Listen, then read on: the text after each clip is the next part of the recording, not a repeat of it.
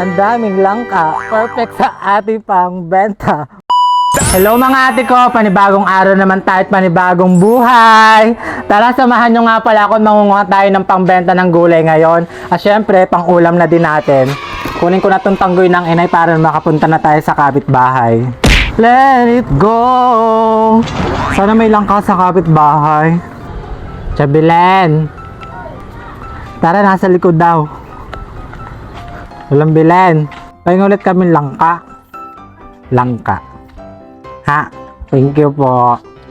At ayan, mabait ang kapitbahay natin. Bibigyan daw tayo ng langka. At pinapakain pa nga pala tayo ng chabilen at tanghalian daw ngayon. Ay, nakakahiya naman. Tayo kukuha naman tayo ng ulam, ha?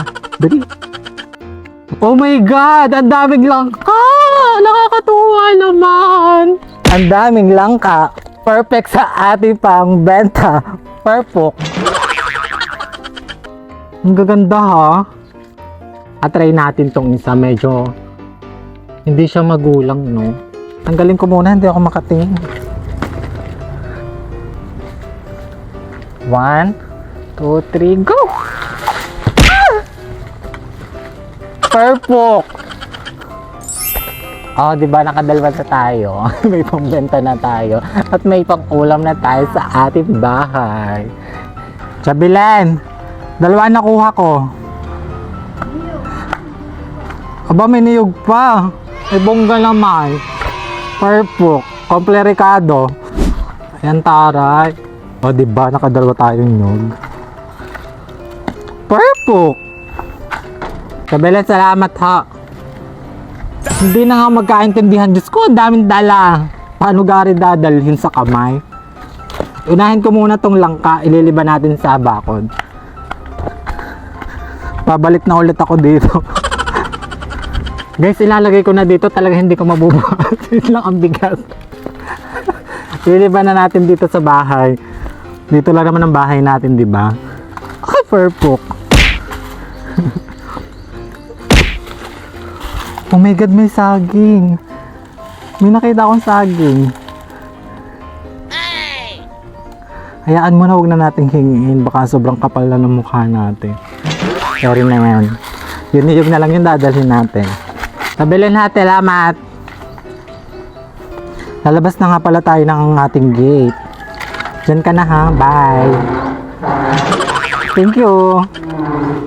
At ayan, nandito na tayo sa ating bahay. Kunin na natin yung ating hinagis na langka doon sa likod ng bahay. Tara, samahan nyo ako. Perfect. Nakalibre na naman tayo. Oh my God, tabi, mga manok kayo. Nakakapagod, ang init. Samahan nyo ako, magbabalatan natin tong ating langka, ha? Ayun, pwede na to. Makakatusok na to ng langka. Tanggalan lang natin ang dahon para malinis niya. Let's go. At guys, ito yung ating nakuhang kahoy. So lalagyan natin ng ano para naman maitusok na ng bongga. Ano ba yan? At titigas ng pagmumukha, parang ano. Oh my God, ang dakta. At ayan guys, gumamit nga tayo ng kahoy dito para itusok dito sa ano, sa langka, para syempre pag tayo nagtalop hindi tayo madaktaan. Dito lang tayo kakapit sa may pinakang ano, kahoy niya, ano. So ayan, binabaon ko na siya para man perfect yung ating pagtatalop. So be careful lang, baka tayo mataga. Naku, magsasala. Masusugatan ang ating bench. At ayan ang talas ng ating gulok, ha. Bongga siyang italop. O diba, ang bilis nating makatalop. Buti ang babait ng kapitbahay, ano. Ay di ayan, may pambenta na naman tayo mamayang hapon. May pangulam na naman ang mga tagapaho. So mamaya guys, bumagpo-post ako sa Facebook para mamabenta tong ating ano, langka. Ayan, nabalta na natin. Kahit may mga tira-tira pang konti, so mamaya na natin pinakang tatanggalin yung pinakang green niya, no. So next naman natin yung kabila, yung isang langka. Tatagtagin ko lang sa kanyang pinakang ano ha. Wait lang. Oh my God! Guys, magulay na din kayo sa inyo. Try nyo din tong humbang langka. Masarap to, promise. Mabenta dito yun sa amin. Binabalik-balikan.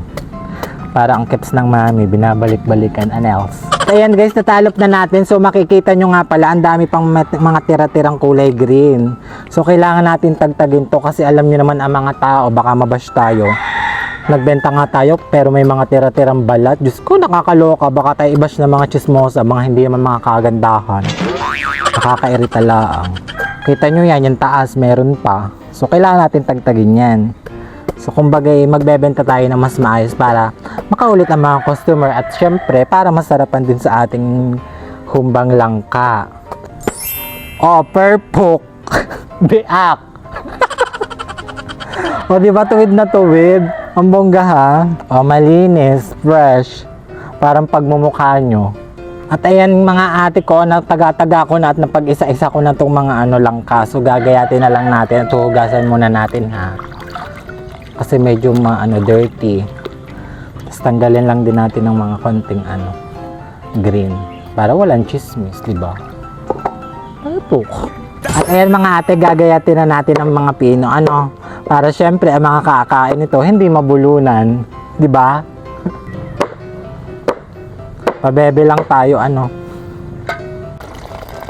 At ayan guys, ang dami nating dakta sa kamay. So hindi pala maiiwasan na magkadakta sa kamay So may magagawa naman tayong paraan dito para naman mawala tong dakta. Lalagyan lang natin siya ng oil.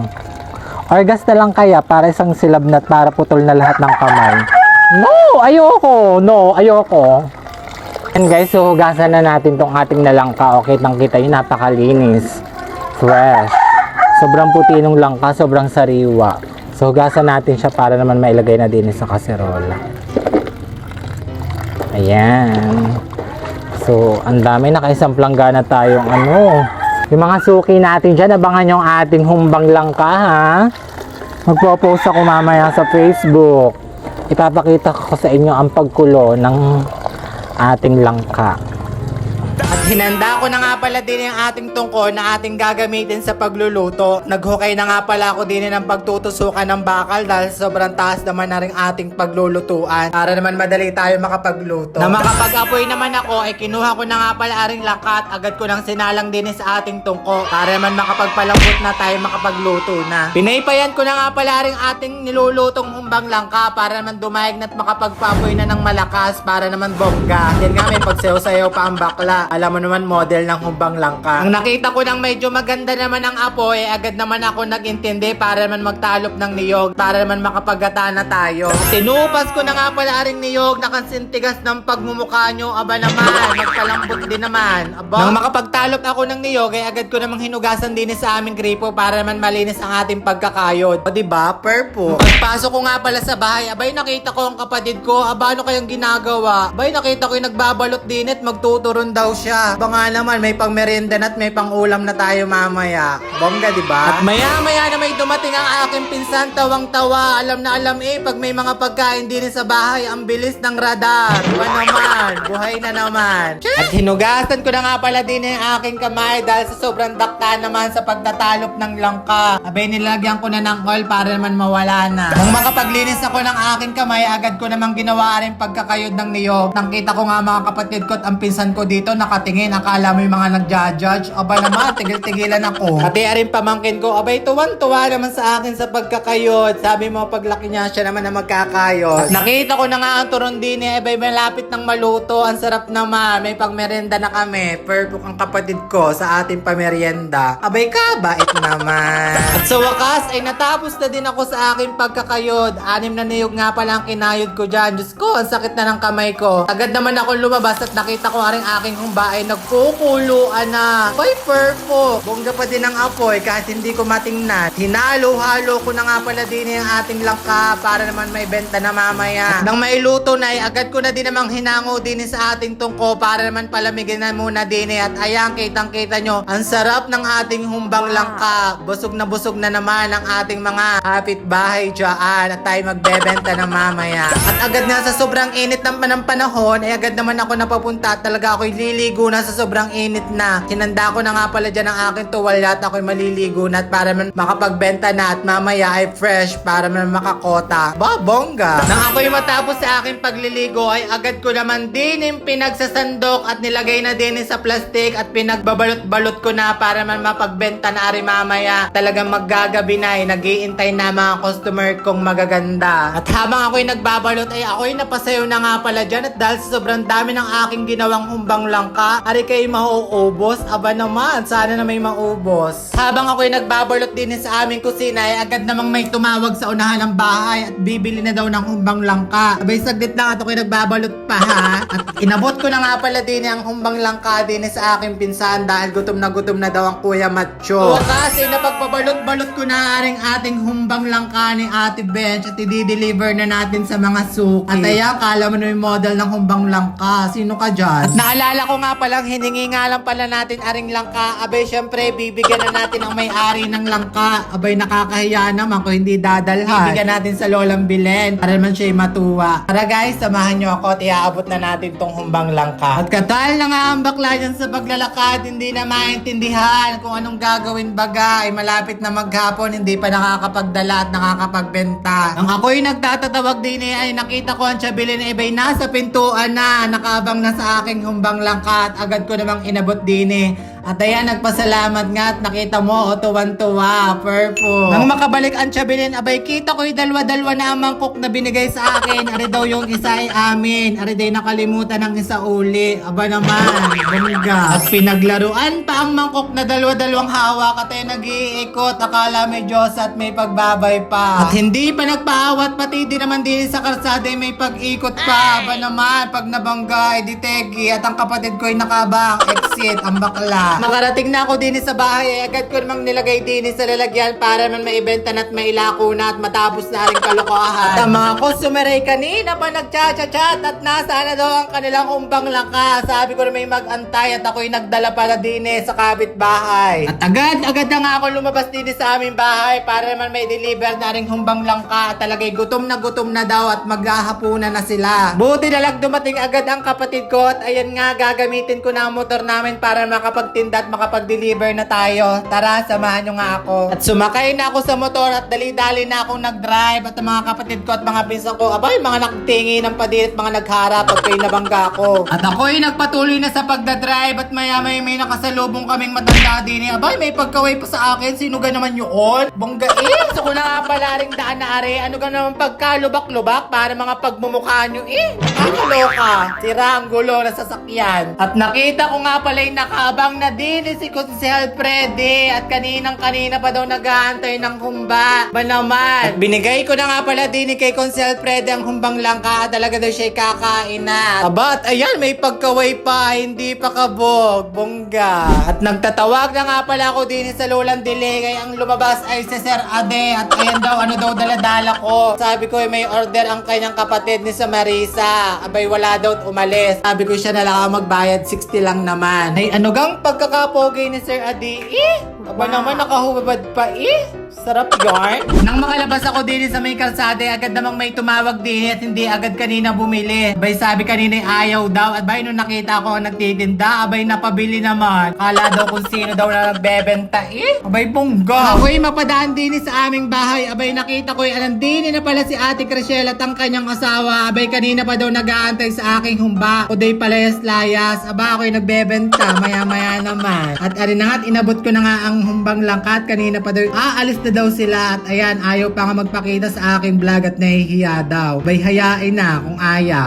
Hinarurot ko na nga pala din ang aming motor at talagang mga dami nag-aantay ng aking humbay. Nakakahiya naman, baka abutin pa ng gabi. At tanaw-tanaw na nga pala ako ni Joy Dine at bakit daw ang tagal ko kanina pa daw at gusto na daw nilang kumain. Sabi ko ang dami ko pang pinuntahan, mag-antay naman. Aba naman. Inabot ko na nga din ang humbang langkat, binayad na din sa akin ang 60,000 at ako'y umalis na. Kakarindi Candy na din naman. At sinunod ko naman puntahan din si ate at napakaganda at napaka-sexy naman. Aba, anong gamit mo dyan? Inabot ko na nga din ang humbat. May katawagan nga pala ako din eh. At ang aking kaibigan ay on the way na daw at papunta na daw din sa Kanubing. Kanina pang nag-aabang sa akin. Nakita ko ngayon malapit na din eh. At ako ngayon tawan-tawa din sa aking kaibigan. Arigaling pa sa bayan. Abay dumayo pa din sa Kanubing para suportahan ang aking humbang langka. Napakabait naman.